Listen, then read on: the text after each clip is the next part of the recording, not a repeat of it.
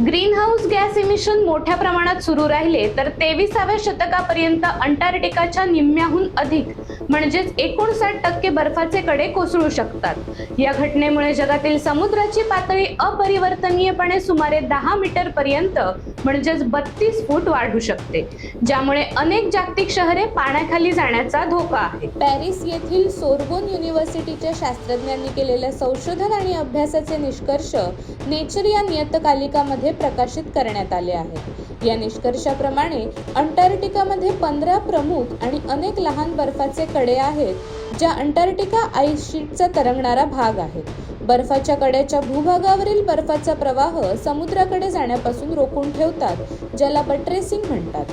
त्यामुळे त्या अंटार्क्टिका भोवतीच्या सुरक्षिततेचा पट्टा म्हणून काम करतात। बर्फाचे हे कडे पातळ झाल्यास किंवा कोसळल्यास समुद्रामध्ये बर्फ विसर्जित होण्याची प्रक्रिया वेगाने वाढते, ज्यामुळे समुद्राची पातळी वाढते। संशोधकांनी केलेल्या अभ्यासानुसार 2 मुख्य उत्सर्जन परिस्थिती विचारात घेण्यात आल्या। 23व्या शतकापर्यंतच्या परिस्थितीचा अंदाज घेऊन निष्कर्ष काढण्यात आले आहेत।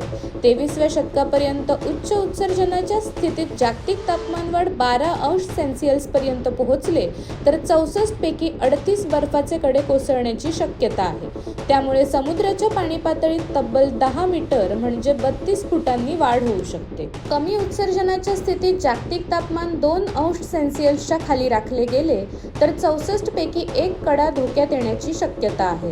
अशा स्थितीत समुद्राची पाण्याची पातळी लक्षणीयरित्या कमी होते।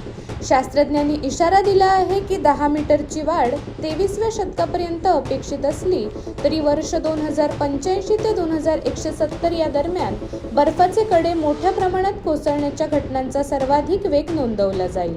शास्त्रज्ञांच्या मते हा अंदाज सर्वात पुराणमतवादी बाजूचा आहे, पण प्रत्यक्ष कडे कोसळण्याची क्रिया यापेक्षा लवकर होण्याची शक्यता आहे। समुद्राची पातळी 32 फूट वाढली तर जगातील अनेक किनारपट्टीवरील शहरे आणि प्रदेश पाण्याखाली जातील। यामध्ये UK मधील हल, ग्लासगो, ब्रिस्टल तसेच लंडनचा मोठा भाग पाण्याखाली जाईल।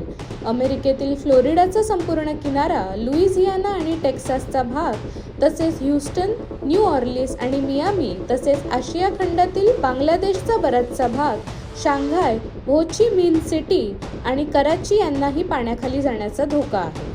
या निष्कर्षावरून ग्रीनहाऊस वायू उत्सर्जन कमी करण्यासाठी तातडीच्या उपाययोजनांची गरज अधोरेखित झाली आहे।